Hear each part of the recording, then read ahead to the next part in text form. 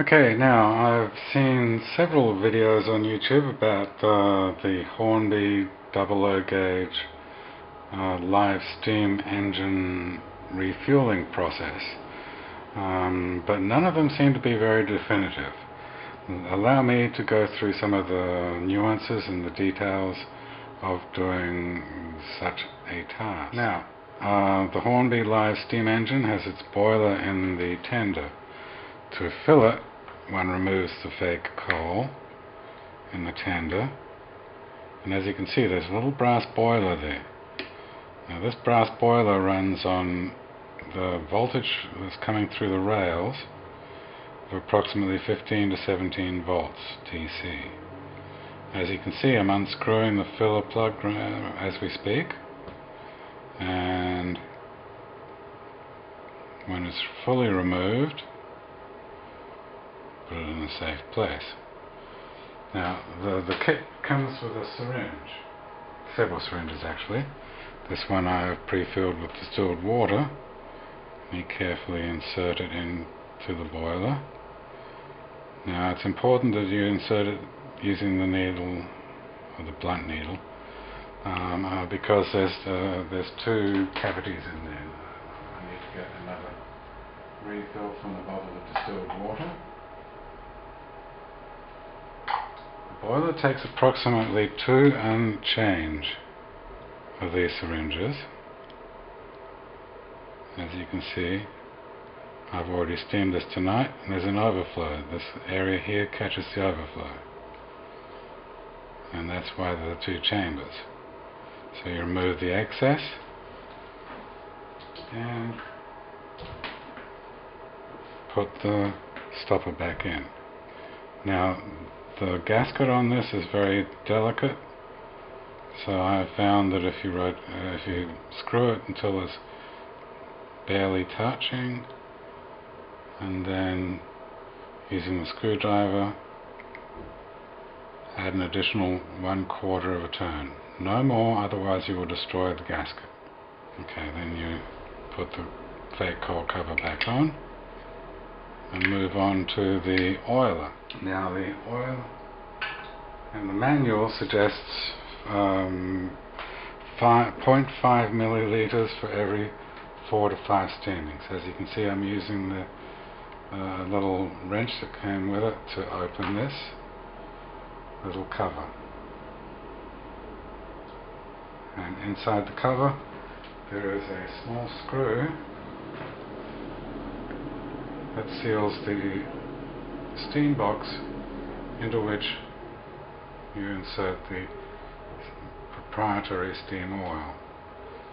As far as I know, there is no substitute, so when you run out you need to order it from Hornby. My fingers aren't what they used to be, so I need to remove the screw with tweezers.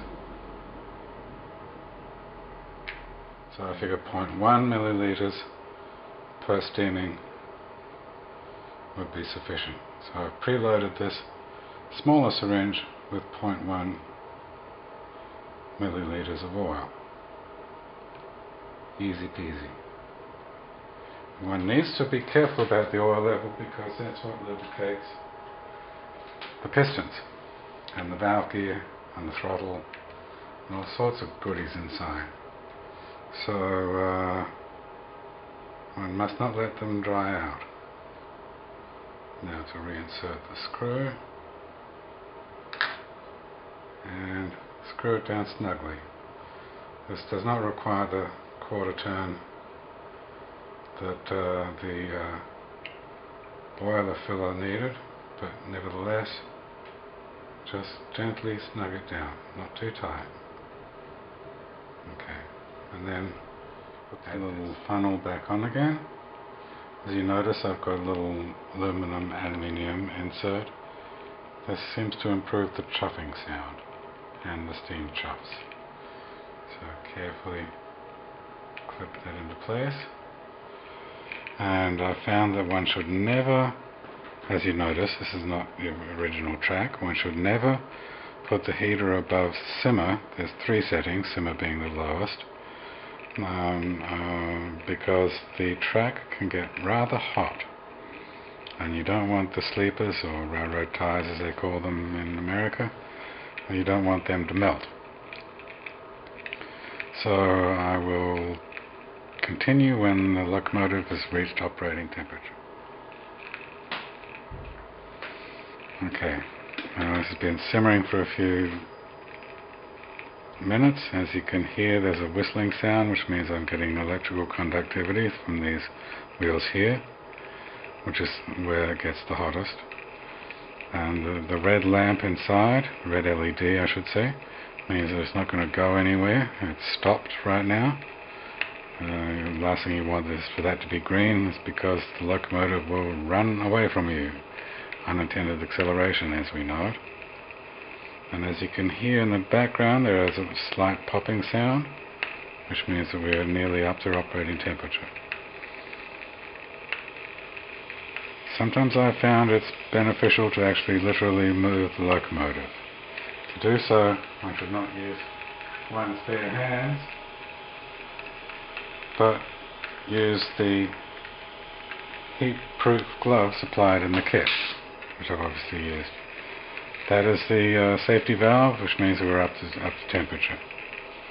But in any event, I found it pays to move it just a little bit forwards.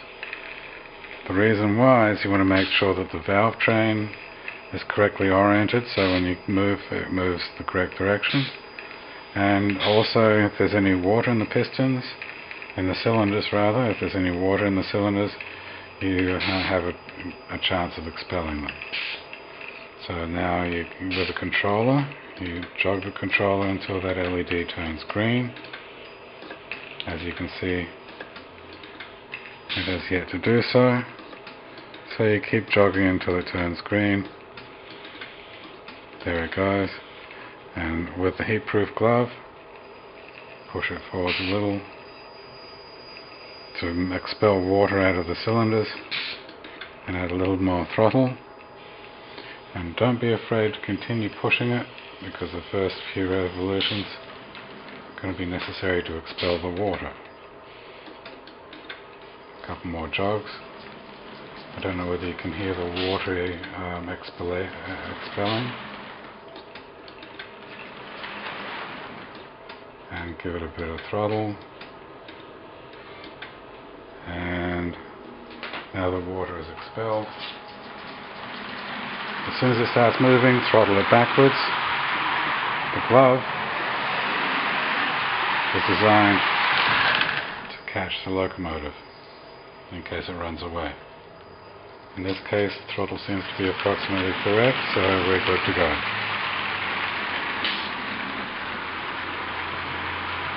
I will continue this instructional video at a later date because the damn thing's just stopped.